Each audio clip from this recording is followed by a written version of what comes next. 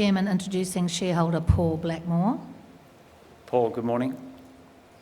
Good morning. Paul Blackmore from the Finance Sector Union. We represent bank workers across Australia, including at BOQ Group, in owner-managed branches and in the corporate environment. My first question is about them.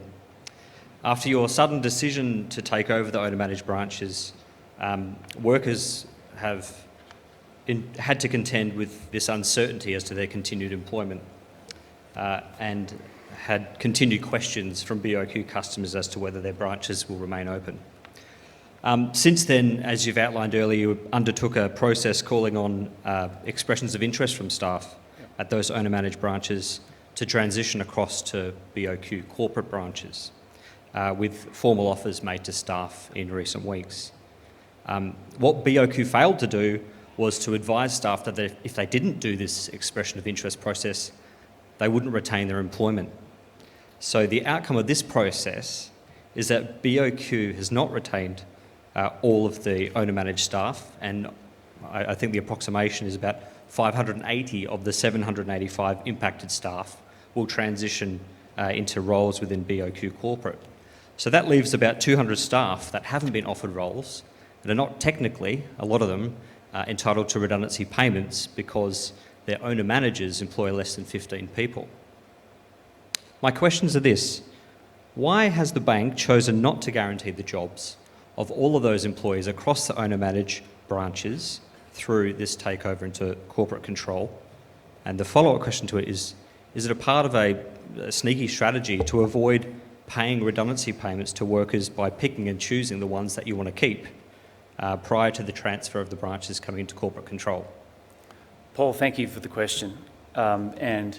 As you rightly pointed out, once we announced that we were converting the franchises back to corporate ownership, we did conduct an expression of interest amongst our staff, amongst the employees of the owner-managed branches.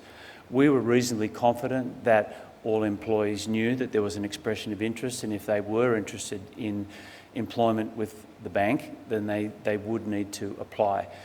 Having said that, if there are employees out there who feel that they have missed out, then they are most welcome to apply to the bank and we can refer them straight to the respective state manager. So I don't agree that people have been deliberately left out.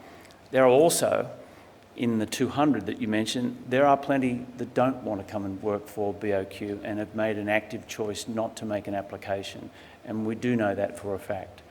So I think on those numbers, that's kind of where we are. If anyone has been left out, they now know that if they think that they've missed out on the expression of interest, they can certainly come back to us. It was not a deliberate strategy to avoid paying redundancy benefits. These people are employees of the owner-managers. They are not actually employees of ours. And so in coming across to the Bank of Queensland as employees, obviously we will restore their benefits. For those who are not coming, who don't want to come, or in locations or whose capabilities, experience are not in line with what we want, then the responsibility is with the owner-managers themselves. I just got a follow-up question. It's similar to the gentleman's questions around the bank branch closures. Through this expression of interest process, we've identified through discussions with our members some branches which we believe haven't had anyone redeployed to, yet there's been no announcement that they're going to be closed. I want to test your response earlier about the closure of the owner-managed branches. I'm a little bit confused. You said in August you're going to transfer all 114. We know of two so far that have closed, being I think it's Werribee and Tamworth. So that leaves 112. And I'm aware of maybe a half a dozen so far which haven't had people redeployed into them through this expression of interest process. What is the plan come March 25 with those branches that don't have staff attached to them? Are you closing them? So, like I said before, there will be a rationalisation, and we have announced that already, that there will be branches that are located in proximity to other branches, especially in urban areas. Then there will be that rationalisation.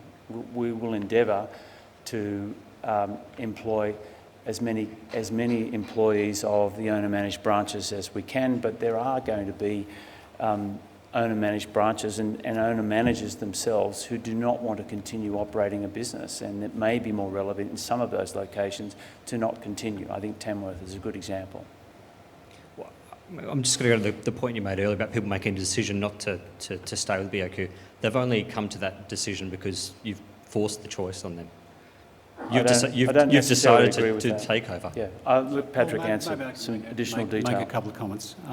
First of all, as Warwick said, we are making decisions around our branch structure to align it with our strategy.